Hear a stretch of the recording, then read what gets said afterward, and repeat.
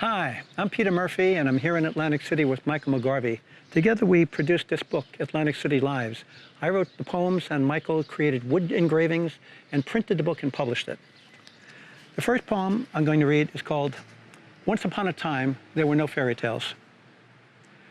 The boy sailed to Atlantic City in a small wooden boat, growing smaller as it rocked him into silence so deep. He barely spoke in school, where he learned to stay afloat through Pacific Avenue traffic, cars braking around children, jitney whores blasting, and a whore named Orca calling him to lay his load. He rises each morning under the boardwalk, where he shakes sand out of his pockets and eyes, and becomes a human target, the amazing paintball boy, shot at by tourists who drive into town on two pikes named after horses, one black, one white. God is nowhere, whistle the bullets, rushing toward his head. God is now here, he whispers back, each time another round passes without striking.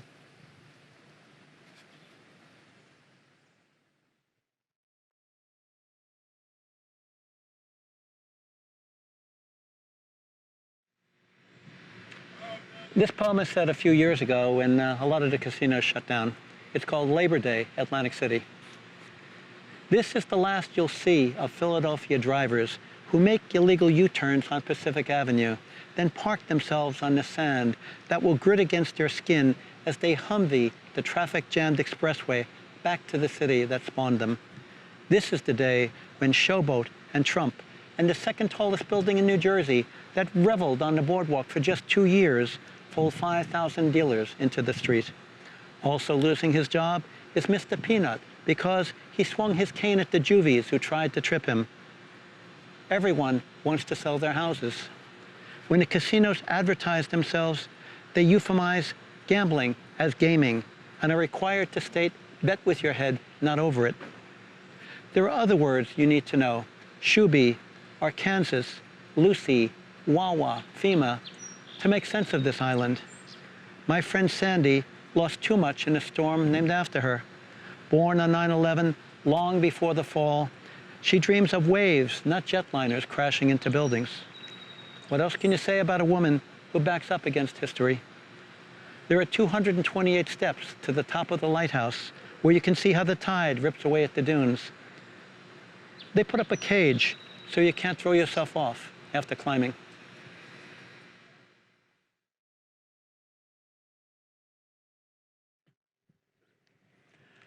Jackpot, Atlantic City. The man who exposed himself stood like daybreak in the hotel window overlooking the boardwalk. He had lost everything in the Grand Casino before his arrest. The dealer warned him not to touch the cards, but the man persisted, rubbed the tips of his fingers over the laminated queen, the reluctant deuce, one last chance to beat the house. The man who exposed himself doubled down, blew his hand, and was broke. He tossed his last chip to the dealer, left the gaming hall for his room, where he removed his clothes and pressed himself against the cold glass.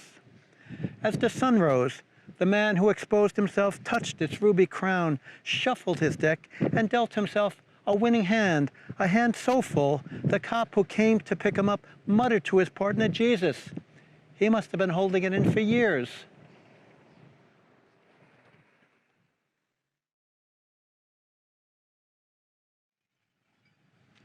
Intensive care in Atlantic City for Sonia.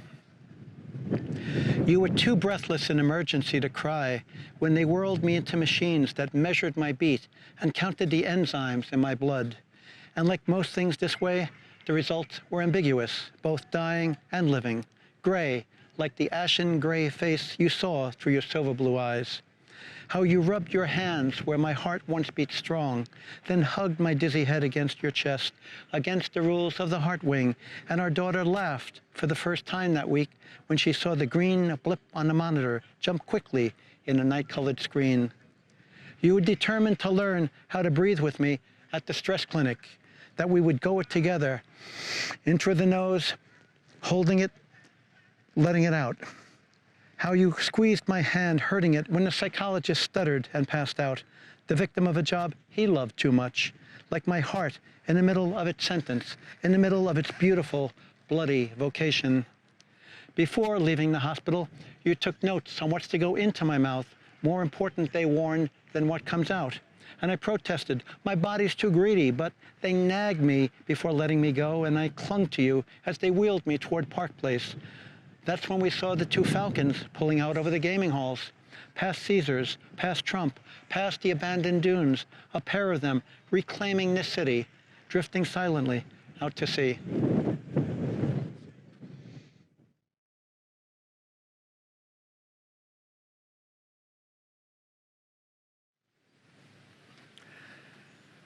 Progress report, Atlantic City. Do you remember when you were in high school and your parents had to go to see the teachers? That's what this is about. One of my students rushes into my room at the open house to see if his parents had been there. No, I say, and he yells, damn it, they told me they were coming. What startles me is his voice. For 2 months he sits there quietly failing. I hadn't noticed, I'd never heard him speak till then, till he ran in to check on his folks, who told him they were going to school to see how he was doing.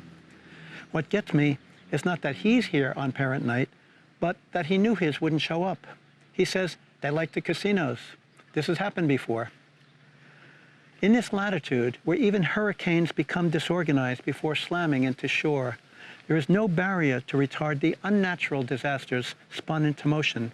The odds plunge like high school students dropping out of class, like chips falling between cracks in the boardwalk, where a family squats in the summer, having rented their home to tourists who've come to game. They live underwood through Labor Day, then emerge to cheer the Miss America photo op down the runway.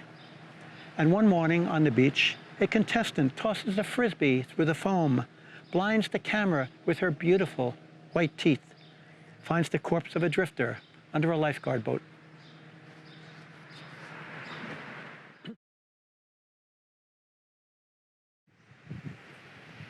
This poem is a persona poem in the voice of a woman who came to Atlantic City on a bus in the 1980s. It's set in winter, so please forgive this wintry day, non-wintry day.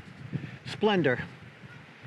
In the gift shops of casinos, they sell pens and paperweights crammed with the slaw of shredded currency, dim green flakes of thousands of dollars of over-tendered bills crammed into the finger-like cylinders you can take home to a neighbor or loved one and say, look what I got you at Caesars. And your friend or loved one who lives down the street or maybe in the other twin bed will protest, thanks. Grateful to be thought of on your 12-hour vacation. Say, it's nice. And ask about the bus, if it's one of those new double-deckers, if it had a movie that was any good. But what you want to remember is not the cash green trinket nor the color of money, which you couldn't pay enough attention to follow on the Parkway, nor the flamboyant casino, whose neon loftiness made you feel as depressed as hell, and whose slot ding-ding-dings reminded you of school, where you hated the nuns who gave you the handbell to ring after lunch, the boys teasing you, calling you brown nose, not knowing the etymology of the phrase, how it got that way, where it had to go to get brown. No, you want to talk of splendors like the sea when you saw it from the rain-forested boardwalk after losing your quarters and feeding at the buffet.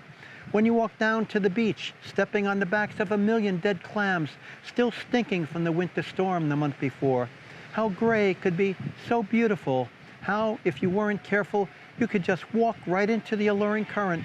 And imagine what lies in that horizon you never knew was there, where the gray from the sky and the gray from the sea kiss their seamless kiss, and you feel like a tongue that wants to enter both mouths, which are really one mouth.